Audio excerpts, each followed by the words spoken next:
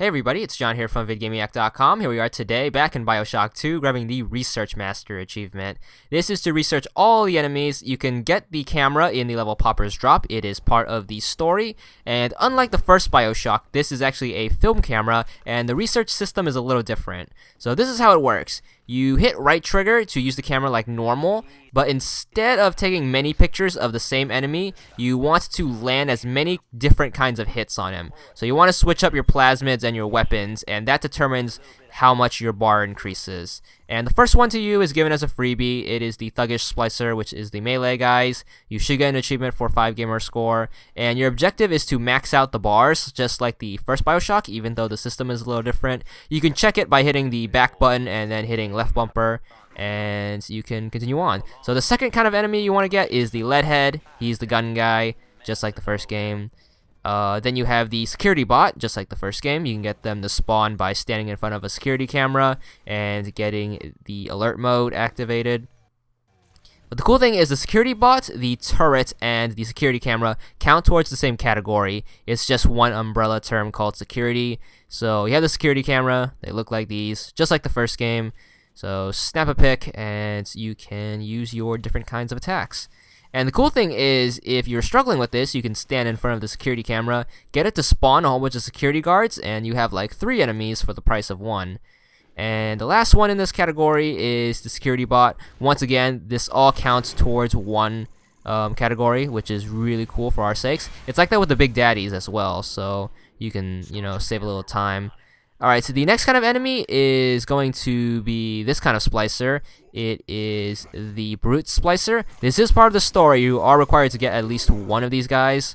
So they look like this, just giant gorilla dudes, and you can get them. And the cool thing about the bigger enemies is you can land more hits on them before they die, so you are likely to get more points.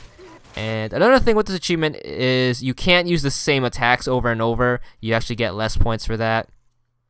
So the next enemy will be the Big Daddy. This is a Rosie, but you can get any kind of them, like the Lancer or the Bouncer. It's all one category, so just do the same thing. And just like the Brute Splicer, these guys have a lot of health, so you can land a whole bunch of different attacks on them and just rack up the point count. And that is good for our sake. It only requires us to get like 4 or 5 Big Daddies to fill out the bar instead of like a whole bunch of them. So that's great for us. And just get him. And the next enemy is going to be the Big Sister. To get the Big Sister to spawn, you need to rescue every single little sister in the level or harvest them, but we aren't harvesting them for the sake of the 600 Atom achievement. So the Big Sister will spawn. The game will give you a warning that it is coming, so get ready to fight it. Stock up on first aid kits, set up decoys, and go to an area that you are comfortable in fighting in. I like sticking around an oil puddle so I can light her on fire, but just like the other big enemies, she will take a lot of hits, so you can land a lot of hits to rack up your score count. And she takes a ton of hits. She's literally one of the tougher enemies in the game, for sure. Be ready to fight her. She can mess you up. Keep an eye on your health, all that good stuff in mind, and you should have no problem getting a high enough point count. Another thing is the point count does have a time limit, so you just even if the fight takes forever and you like land like little shots, the game doesn't allow you to do that. So yeah. Moving on to the level Siren Ally. This is the level where you will encounter spider splicers for the first time. They look like this. They have hooks on their hands and they jump on the walls and ceilings.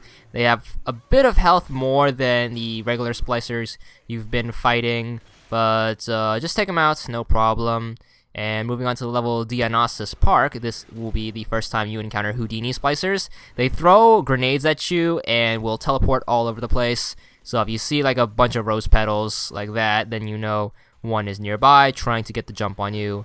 These guys are pretty annoying, so remember to freeze them or to stun them, and you can take it out.